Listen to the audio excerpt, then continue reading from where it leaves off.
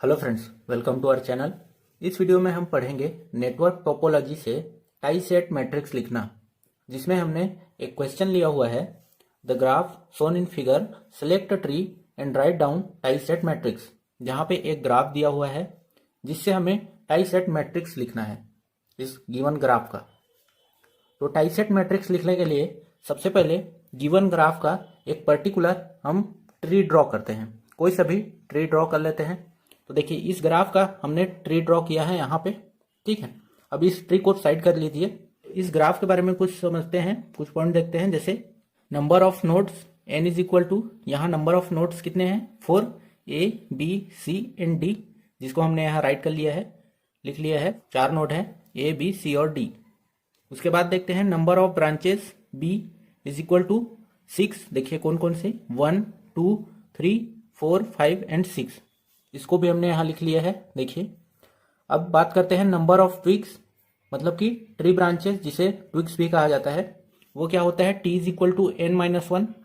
तो t is equal to n minus 1, यहाँ पे n कितना है 4, तो 4 माइनस 1 इज इक्वल टू 3। तो 3 होंगे। कौन कौन से होंगे ये आप ट्री से देख सकते हैं। जैसे नंबर ऑफ ट्विक्स क्या होते हैं, ट्विक्स क्या होते हैं जो सारे नोड्स को कनेक्ट करते हैं, जैसे कि 4 5 और 6। तो यहाँ हमने तीन ट्विक्स लिख लिया है 4 5 एंड 6, जो कि क्या होते हैं बेसिकली ट्री ब्रांचेस। अगला देख लेते हैं number of links L is equal to होता है B माइनस टी। ये सब हमने प्रीवियस वीडियो में भी डिस्कस किया था, तो वो वीडियो आप जरूर देखें। तो नंबर ऑफ लिंक्स होता है L is equal to B minus T. तो यहाँ B है 6 और T कितना है 3, तो 6 माइनस 3 इज इक्वल टू 3। तो यहाँ पे नंबर ऑफ लिंक्स कितने होंगे इस ट्री के, तो 3 होंगे। कौन कौन से, जिसको हमने डॉटेड लाइन से शो किया है। तो ये 1 2 और 3। अब इस ग्राफ का हमने ट्री फॉर्म कर लिया है। इस ट्री से हमें टाई सेट मैट्रिक्स ड्रॉ करना है। तो टाई सेट मैट्रिक्स ड्रॉ करने के लिए बेसिकली हमें किसी ट्री के अंदर एज्यूम करना होता है लूप्स, जितने क्लोज लूप बन सकते हैं। तो जैसे कि इस ट्री में हम देखेंगे तो कितने क्लोज लूप बन सकते हैं। देखिए अगर मैं यहाँ पर एक लूप लूँ, क्लॉकवाइज ही लेते हैं लूप, ये मैंने एज्यूम किया I1। यहाँ पर भी एक लूप ले सकते हैं। देखिए ये एक क्लोज लूप फॉर्म करेगा। अगर इस लिंक को अभी साइड कर दिया जाए, डॉटेड लाइन को, समझा जाए कि ये एक क्लोज सर्कल, एक ग्राफ ही है, ठीक है।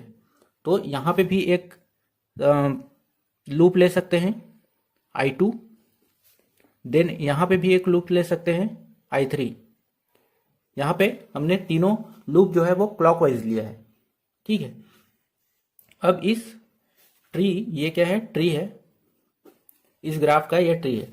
ट्री की हेल्प से हम ड्रॉ करेंगे, लिखेंगे टाई सेट मैट्रिक्स। तो लिखते हैं the tie set matrix of order.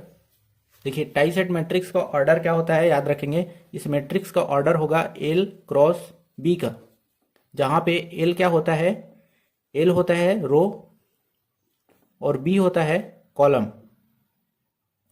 जो कि आपको आगे समझ आएगा। Is given by the tie set matrix of order L cross B is given by. Tie set matrix का ऑर्डर होता है L क्रॉस B, जहां L रिप्रेजेंट करेगा रो को और B रिप्रेजेंट करेगा उस मैट्रिक्स के कॉलम को, जो कि आपको आगे समझ आएगा, ठीक है। तो एक मैट्रिक्स बना लेते हैं यहाँ पे। तो यहाँ पे मैंने कहा कि रो रिप्रेजेंट करेगा किसको, लूप को, ठीक है। तो लूप यहाँ पे देखिए कौन कौन से है, I1 I2 एंड I3।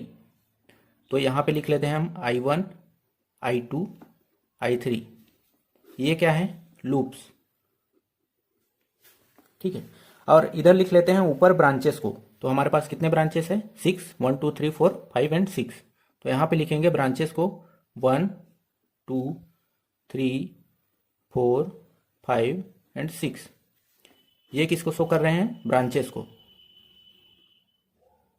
अब इस ब्रांच और लूप्स की हेल्प से देखिए हम कैसे मैट्रिक्स लिखेंगे। तो देखिए सबसे पहले देखते हैं I1 पे 1, ठीक है।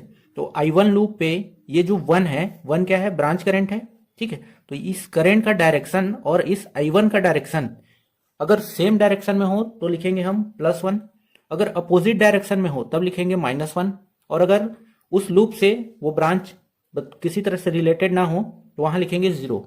तो यहां देखेंगे I1 पे 1, ठीक है। तो I1 और 1 देखिए इस डायरेक्शन में है क्लॉकवाइज, तो ये और ये दोनों एक ही डायरेक्शन में हो रहे हैं, तो एक ही डायरेक्शन में होंगे तो लिखेंगे +1।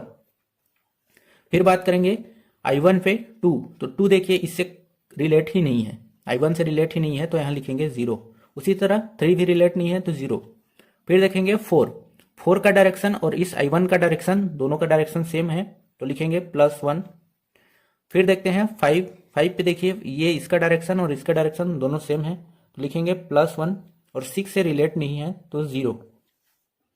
अब I2 लूप की बात करते हैं। I2 लूप से देखिए सीधे 4, 2 और 6 इससे रिलेटेड है, ठीक है। पहले 2 पे बात करते हैं। देखिए I2 और 2 सेम डायरेक्शन में है, ठीक है। यहाँ तो I2 1 से कनेक्ट ही नहीं है तो 0, और I2 2 से सेम डायरेक्शन में है तो +1। 3 पे नहीं है रिलेट। 4 पे देखिए अपोजिट डायरेक्शन में है, I1 इस साइड जा रहा है और ये 4 इस साइड है, तो दोनों का डायरेक्शन अलग अलग है, तो यहाँ पे आएगा -1। फिर 5 से 0 एंड 6 से देखिए फिर से अपोजिट डायरेक्शन में है, तो यहाँ पे फिर से लिखेंगे -1। उसी तरह इसकी बात कर लेते हैं I3 की। I3 में देखिए 3, 5 एंड 6 ये तीनों रिलेट है, बाकी तो 0 हो जाएंगे, तो देखिए यहाँ 0 कर लिया, यहाँ 0, 4 पे भी 0। अब 3 पे बात करते हैं। 3 और I3 सेम डायरेक्शन में है तो +1। उसी तरह 5 और I3 अपोजिट डायरेक्शन में हुए तो -1, and 6 and I3 same direction में तो +1। तो ये हमारा जो मैट्रिक्स मिला वो होगा रिक्वायर्ड टाई सेट मैट्रिक्स। तो इस तरह हमने किसी ग्राफ का ट्री फॉर्म किया, उस ट्री पे हमने इनिशियल लूप फॉर्म किया और उस लूप की हेल्प से हमने टाई सेट मैट्रिक्स ड्रॉ किया। तो यहाँ पर हमारा वीडियो खत्म होता है। Thanks for watching.